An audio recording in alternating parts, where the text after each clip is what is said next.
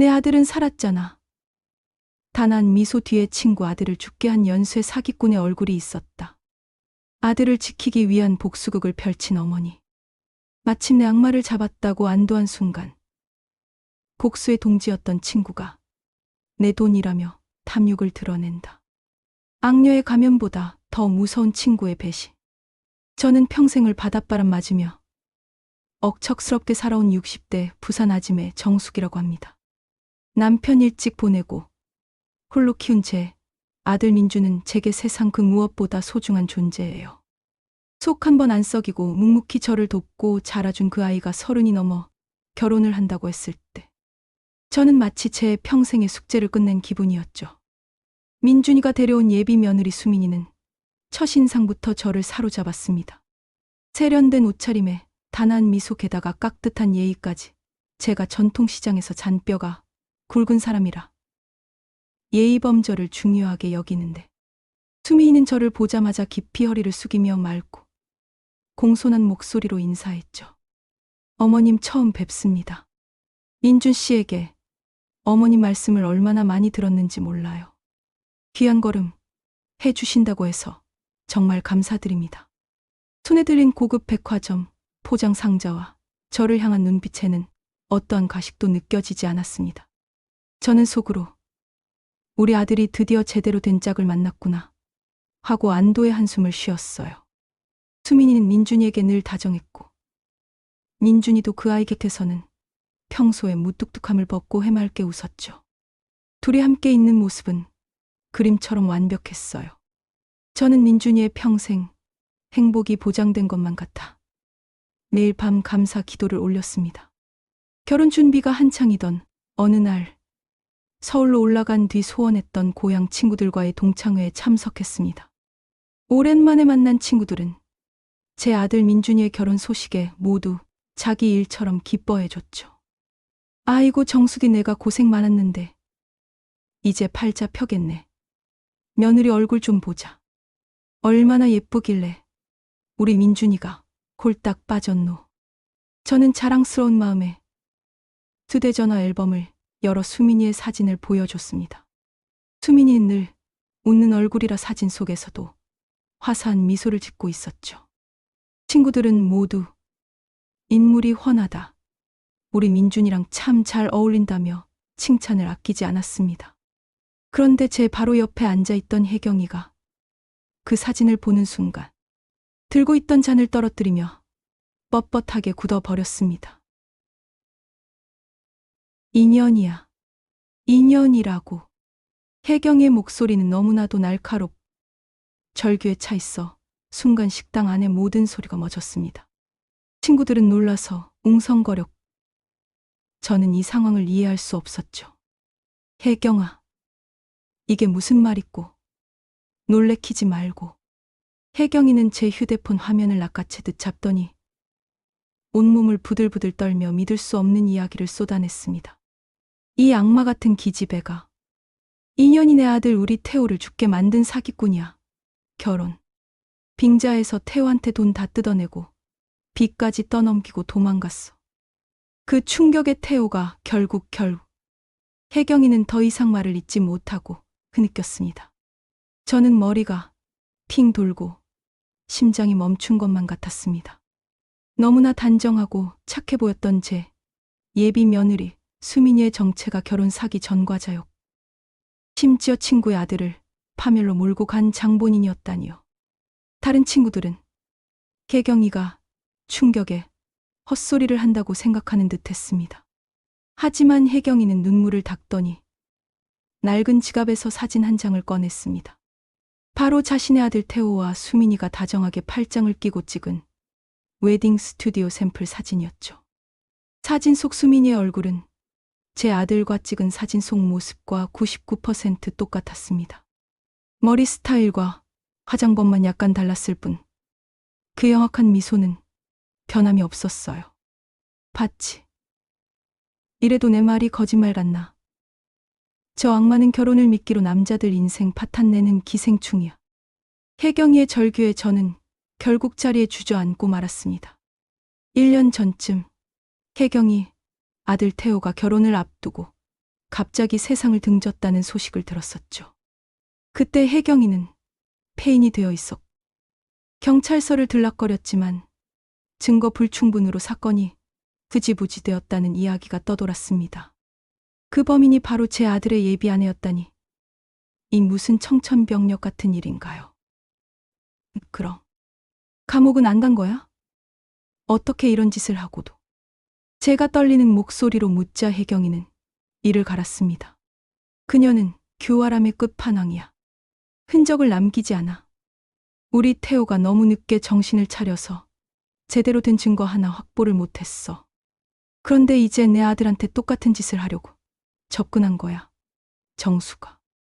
내 아들만은 지켜야 한다. 혜경이의 말은 제 가슴에 대못을 박았습니다. 머릿속이 새하얗게 비워지고 오직 내 아들을 지켜야 한다는 부모의 본능만이 남았습니다. 제가 어떻게 키운 아들인데 이 끔찍한 여자에게 노란하게 할 수는 없었죠. 저는 그날 밤잠을 이룰 수 없었습니다. 아들과 수민이가 웨딩드레스를 고르며 웃던 모습, 수민이가 저에게 싹싹하게 굴던 모습들이 파노라마처럼 스쳐 지나갔습니다. 모든 것이 계산된 연극이었다니 소름이 끼쳤습니다. 다음 날 아침, 저는 혜경이에게 전화를 걸어 만남을 요청했습니다. 혜경이는 낡은 서류철 하나를 제게 내밀었습니다. 이게 태호가 남긴 자료하고 내가 뒤늦게 수소문에서 모은 피해자들 기록이야. 전부 결혼 빙자 사기당한 남자들인데 인연은 늘 증거 불충분으로 빠져나갔어. 이번엔 절대로 놓치지 말자.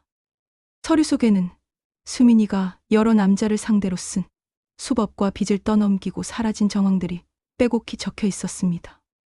이 여자는 남자들의 경제력과 순진함을 파악한 뒤 결혼을 약속하며 돈을 끌어내고 잠적하는 패턴을 반복하고 있었죠. 그리고 마지막 장에는 혜경이의 아들 태호의 이름과 함께 심리적 충격으로 인한 극단적 선택이라는 끔찍한 기록이 적혀 있었습니다. 이 서류를 보자 저는 더 이상 망설일 수 없었습니다. 저는 혜경이의 손을 잡고 단호하게 말했죠. 혜경아, 내 아들 민준이인 내가 지킬게. 그리고 너희 태호 목까지 저 악마에게 반드시 죄의 심판을 받게 할 거야. 이번엔 절대로 그냥 두지 않아. 우리는 치밀한 복수극을 계획했습니다. 그 악마가 탐욕을 드러낼 수밖에 없는 결정적인 미끼가 필요했어요. 혜경이는 눈물을 삼키며 통장 하나를 제게 건넸습니다. 이거 태호 보험금으로 남은 돈이야. 이걸 미끼로 써도 내 눈먼 년이니 이 돈 보면 제정신 아닐 거야. 저는 큰 액수가 찍힌 통장을 보며 참아 받을 수 없었지만 혜경이는 이미 모든 것을 포기한 사람처럼 단호했습니다. 나는 이미 지킬 아들이 없어. 하지만 너는 민준이를 지킬 수 있잖아. 이 돈은 태호의 한이 담긴 돈이야. 반드시 저 악마의 가면을 벗겨줘. 저는 그 돈으로 꽤 고가의 명품 다이아몬드 목걸이를 구입했습니다. 현금보다는 실물 자산이 그녀의 탐욕을 자극하기에 더 효과적일 거라고 판단했죠. 그리고 목걸이를 담을 고급 보석함 바닥에 아주 작은 소형 녹음기를 교묘하게 설치해 두었습니다. 그때부터 저는 세상에서 가장 다정한 장모 역할을 연기했습니다. 속으로는 미친 듯이 분노했지만 겉으로는 수민이에게 한치의 의심도 사지 않도록 살갑게 대했죠. 며칠 후 저는 수민이와 단둘이 만나는 자리를 만들었습니다. 수민아, 너는 우리 아들을 많이 아끼고 사랑해주니 어미로서 참 고맙다. 그런데 말이다, 아들 결혼에 내가 뭐라도 보태주고 싶은데 지금 가진 거라고는 이것밖에 없구나. 저는 망설이는 듯한 표정을 지으며 가방에서 보석함을 꺼냈습니다. 이거 내가 젊을 때 남편한테 받은 다이아 목걸이야. 우리 집안에서 제일 귀한 거다. 늙어서 내가 이걸 찰 일도 없고 너희 살림 보태라고 아들에게 주려 했더니 아들은 괜찮다고 하네. 내가 좀 대신 맡아주겠니? 이거 팔아서 살림에 보태 쓰려. 수민이의 눈빛이 번쩍 빛났습니다. 그녀는 겉으로는 저를 안심시키려는 듯 어머님, 저희가 알아서 할게요. 이런 귀한 걸 어떻게? 라고 말했지만 떨리는 손은 이미 보석함을 향하고 있었죠. 목걸이를 자세히 들여다보는 그녀의 눈동자는 탐욕으로 일렁였습니다. 저는 속으로 잡았다고 확신했습니다. 그녀는 결국 정중한 척하며 목걸이를 자신의 명품 가방 깊숙이 넣어 가져갔습니다. 이 모든 과정은 카페 다른 테이블에서 혜경이가 몰래 사진과 영상으로 기록해 두었습니다. 며칠 후 저는 태연하게 수민이에게 전화를 걸었습니다. 수민아, 그 목걸이 말이다. 아는 지인이 시세보다 훨씬 더 비싸게 사주겠다고 하네. 당장 현금이 필요해서 그러니 미안하지만 팔아서 현금으로 줄 테니까 다시 가져다 줄 수 있겠니? 놀랍게도 수민이는 아무런 의심 없이 다음날 보석함을 다시 가져다 주었습니다. 그녀는 그 목걸이가 단순한 재산이라고 생각했을 뿐 제가 그것을 미끼로 사용하고 있을 거라고는 상상조차 못했을 겁니다. 그날 밤 저는 녹음기를 꺼내 재생했습니다. 익숙한 수민이의 목소리뿐만 아니라 공범인 듯한 남자들의 목소리까지 들려왔죠. 와, 언니. 이거 진짜 대박이네. 이거 팔면 몇 천은 그냥 나오겠어. 봐봐. 내가 말했잖아. 겉보기엔 순진해 보여도 저런 여자들 돈에 눈이 멀었다니까. 슈모델 여자가 다이아를 덥석 주는데 마다할 리가 있나. 이번 결혼만 하면 민준이네 집안 탈탈 털어서 제대로 한탕하고 빠지자고. 가장 끔찍했던 것은 그녀가 이전의 피해자들을 비웃는 소리였습니다. 어휴. 그 태호라는 멍청한 놈. 내가 조금만 잘해줘도 간이고 쓸개고 다 내주더라니까. 결국 지가 여자 보는 눈이 없어서 죽은 거지. 나보고 어쩌라고요. 하긴 그 멍청이가 죽어줘서 이 목걸이 살 돈이 생겼으니 고맙긴 하다. 저는 분노에 치를 떨었지만 이 녹음본은 불법적인 방법으로 얻은 것이라 직접적인 증거로 활용하기 어렵다는 것을 알고 있었습니다. 그래서 저는 합법적인 증거를 만들어내기 위해 꼼수를 부리기로 했습니다. 저는 수민이를 조용한 카페 구석으로 불러냈습니다. 그녀는 여전히 젠틀한 미소를 띠고 있었죠. 어머님, 무슨 일이세요? 목걸이 처분은 잘 하셨어요? 저는 휴대폰을 꺼내 녹음된 내용을 들려주었습니다. 수민이와 공범들의 목소리가 스피커를 통해 흘러나오자 그녀의 얼굴은 순식간에 잿빛으로 변했습니다. 손에 들린 커피잔이 덜덜 떨렸고 커피가 테이블 위로 흘러내렸습니다. 내가 누구인지, 그동안 어떤 짓을 해왔는지 이젠 다 알고 있다. 당장 경찰에 넘기고 싶지만 내 아들 상처 때문에 참고 있는 거다. 수민이는 이내 본색을 드러내며 비웃었습니다. 하. 보석한 바닥에 녹음기라니. 늙은 할망구가 참 별짓 다 하셨네요. 하지만 어머니, 불법으로 얻은 증거는 효력이 없어요. 저를 구속시킬 수 없다는 걸 아시잖아요. 그래. 효력은 없겠지. 하지만 내가 이걸 인터넷에 터트린다면 내 얼굴이 세상에 팔리고 경찰이 제 수사에 착수하는 건 시간 문제일 텐데. 그동안 공들인 내 아들 민준이 아깝지 않니? 그녀는 순간 귀찮다는 듯 인상을 찌푸렸습니다. 저는 이때를 놓치지 않고 미끼를 던졌습니다. 내 조건은 간단해. 그동안 우리 아들에게 쓴 시간이 아까울 텐데 내가 현금 5천만 원을 줄. 녹음된 원본과 함께 줄 테니 내 아들한테서 조용히 떨어져. 내가 마음이 변해서 헤어지는 걸로 조용히 정리하란 말이야. 너 같은 사기꾼에게 몰아놨다는 상처를 아들에게 주고 싶지 않아. 다시는 내 아들 주변에 얼씬거리지 않는다는 조건으로 현금 5천만 원과 녹음본을 너에게 줄.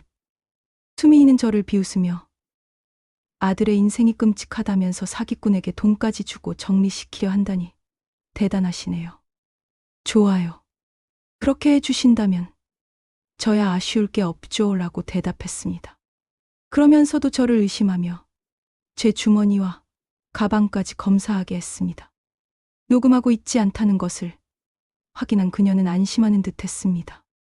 저는 돈을 약속하고는 그녀의 죄책감을 자극하는 말을 던졌습니다. 내가 사기쳐서 죽은 태호라는 총각도 있던데 양심 같은 건 없는 거니? 남의 눈에 피눈물을 나게 하면 못 쓰는 거야. 그러자 그녀는 그동안 감춰왔던 악마의 본색을 완전히 드러내며 비아냥거렸습니다. 제가 죽였어요. 지가 여자 보는 눈이 없어서 죽은 걸 나보고 어쩌라고요. 오히려 저는 손해를 많이 봤죠. 돈 좀 있는 줄 알고 접근했더니 기껏 해봐야 몇천 나오는 게 다였다고. 걔한테 공들인 시간에 비하면 얼마나 짜증났는지 알아요? 아무튼 아줌마 아들은 아줌마 덕분에 운 좋은 줄 아세요. 그녀는 자신이 얼마나 영악하고 악질적인지 자랑하듯 떠들었습니다. 그리고 제 아들에게 사기당한 사실을 폭로하여 충격을 받게 할 수 있다는 말로 저를 협박하며 현금 5천만 원을 잊지 말고 준비하라고 했습니다. 수민이가 카페를 떠나자마자 저는 테이블 옆 화분에 숨겨둔 두 번째 녹음기를 꺼냈습니다. 그녀는 제가 두 번째 녹음기를 설치해두 그녀가 방심한 틈을 타서 모든 죄를 자백하게 만들었을 거라고는 꿈에도 생각하지 못했을 겁니다. 저는 이 두 번째 녹음본과 혜경이가 모은 증거 자료를 가지고 곧바로 경찰서로 향했습니다. 다음 날 저는 수민이에게 돈이 준비됐다는 말로 유인했고 경찰과 함께 약속 장소를 덮쳤습니다. 수갑이 채워진 수민이는 발악하며 저에게 소리쳤습니다. 이 할망구가 무슨 짓을 한 거야? 불법 녹음으로 날 어떻게 해보려고? 웃기지 마. 그래. 나도 알아. 그래서 법적 효력이 있는 증거를 손에 넣었지. 내 입으로 태호 씨를 조롱하고 내 악행을 스스로 자백하는 녹음이 아주 잘 됐더라고. 저는 전날 그녀가 흥분해서 내뱉었던 모든 자백 내용이 담긴 녹음을 경찰에게 들려줬습니다. 그녀는 충격에 동공이 커지더니 소리를 지르며 울부짖었습니다. 그녀는 현장에서 구속되었고 그녀와 함께 움직이던 공범들까지 함께 잡혀 들어갔습니다. 지난날 다른 피해자들에게 저질렀던 사기 행각까지 밝혀지면서 수민이는 마침내 합당한 죄값을 치르게 되었습니다. 며칠 고민한 끝에 저는 아들 민준이에게 모든 사실을 털어놓았습니다. 처음에는 믿지 못하고 절규하던 민준이는 결국 제 품에서 아이처럼 울었습니다. 상처가 아물려면 긴 시간이 필요하겠지만 민준이는 저와 혜경이의 도움으로 이 상황을 씩씩하게 이겨내고 있습니다. 민준이가 조금씩 안정을 찾아갈 무렵 저는 경찰서에서 수민이가 가지고 있던 다이아몬드 목걸이를 돌려받았습니다. 태호의 보험금으로 구매했던 복수의 가장 중요한 미끼였죠. 목걸이를 돌려받은 그날 혜경이가 저를 찾아왔습니다. 처음으로 웃음을 띠고 찾아온 친구의 얼굴은 환했습니다. 정수가, 내 덕분에 우리 태호가 이제 편히 눈 감을 수 있게 됐어. 내가 아니었으면 그 악마는 또 다른 누군가를 파멸시켰을 거야. 혜경이는 제 손을 잡고 연신 고맙다고 했지만 그 시선은 자꾸 제가 받은 보석함으로 향하고 있었습니다. 이제 그 목걸이 나에게 줄 수 있나? 혜경이가 조심스럽게 입을 열었습니다. 저는 의아한 눈빛으로 혜경이를 쳐다봤습니다. 혜경아, 이게 무슨 말이야? 이 목걸이는 태호 보험금으로 샀지만 복수를 위해 쓴 미끼잖아. 수민이한테 현금 5천만 원을 주기로 했던 것도 거짓말이었고 이 목걸이는 고스란히 남았으니 이제 태호의 이름으로 좋은 곳에 쓰는 게 어떻겠나. 그러자 혜경이의 얼굴에서 웃음기가 싹 사라지더니 싸늘하게 변했습니다. 좋은 곳, 정수가. 그 돈은 원래 내 아들 태호의 돈이었어. 내 아들을 지키기 위해 내 피 같은 돈을 썼으니 이제 와서 좋은 곳이라니. 내 돈으로 저 악마를 잡은 거잖아. 목걸이는 당연히 나한테 돌아와야지. 순간 저는 머리를 한 대 맞은 것 같았습니다. 혜경이가 복수에 동참했던 이유가 단순히 아들을 위한 정의감이 아니라 목걸이라는 실물 자산에 대한 집착이었다는 것을 깨달았습니다. 그녀는 복수가 끝난 후 자신의 손해를 회수하려는 계산을 처음부터 하고 있었던 겁니다. 혜경아, 내가 아들을 잃은 슬픔은 내가 감히 헤아릴 수 없지만 이 목걸이는 이미 내 아들의 한을 풀어주는 데 쓰인 증거물이었다. 그리고 이 과정에서 내가 쓴 돈만큼 나도 내 아들을 지키기 위해 내 시간과 에너지를 쏟아부었어. 나는 이 돈을 받으려 하지 않을 거다. 하지만 내가 이렇게 노골적으로 나오니 나는 더 이상 너와 함께 이 목걸이에 대해 이야기할 수 없겠네. 제 단호한 말에 혜경이는 눈물을 글썽이며 오래된 질투심을 드러냈습니다. 내가 뭘 안다고 그래. 내 아들은 살았잖아. 내가 시장에서 남편 없이도 잘 나간다는 소리 들을 때부터 배 아팠다. 내 아들 잘 되는 것만 보면 너한테 절대 지지 않을 거라고 생각했는데 내 아들은 살고 내 아들은 죽었잖아. 목걸이, 고작 목걸이 하나가 뭐 그리 대수라고. 혜경의 내면에 숨겨져 있던 열등감과 탐욕이 분출되는 순간이었습니다. 저는 수민이란 악마와 싸우며 정의를 시현했다고 생각했지만 이제 눈앞에는 슬픔과 복수심에 찌들어 결국 돈에 집착하게 된 또 다른 괴물이 서 있었습니다. 저는 깊은 한숨을 쉬며 혜경이를 보냈습니다. 돈의 유혹은 사기꾼 수민이만 현혹시킨 것이 아니라 슬픔에 잠긴 친구 혜경이의 영혼까지 갉아먹고 있었던 것이죠. 그날 이후 저는 혜경이와의 관계를 정리했습니다. 씁쓸했지만 이 모든 악연의 고리를 끊어내는 것이 제가 할 수 있는 마지막 일이라고 생각했습니다. 이 사건은 제게 두 가지 중요한 가르침을 남겼습니다. 첫째, 겉모습의 완벽함 뒤에는 언제나 추악한 탐욕이 숨어 있을 수 있다는 것. 그리고 둘째, 곡수와 탐욕은 종이 한 장 차이라는 것입니다. 수민이를 잡기 위해 사용했던 그 돈과 목걸이가 결국 혜경이의 숨겨진 마음을 드러내는 거울이 될 줄은 몰랐습니다. 저는 목걸이를 팔아 태호의 이름으로 조용히 기부했습니다. 돈이 낳은 비극은 돈으로 끝내지 않아야 한다는 것이 저의 마지막 결심이었습니다. 저와 민준이는 다시 평범한 삶을 되찾아가고 있습니다. 상처는 남아있지만 언젠가 활짝 펴고 일어날 거라 믿어요. 부모의 직감과 끈질긴 노력이 제 아들의 인생을 지켜냈지만 인간의 마음속 욕심에 대한 뼈아픈 교훈을 얻은 사건이었습니다.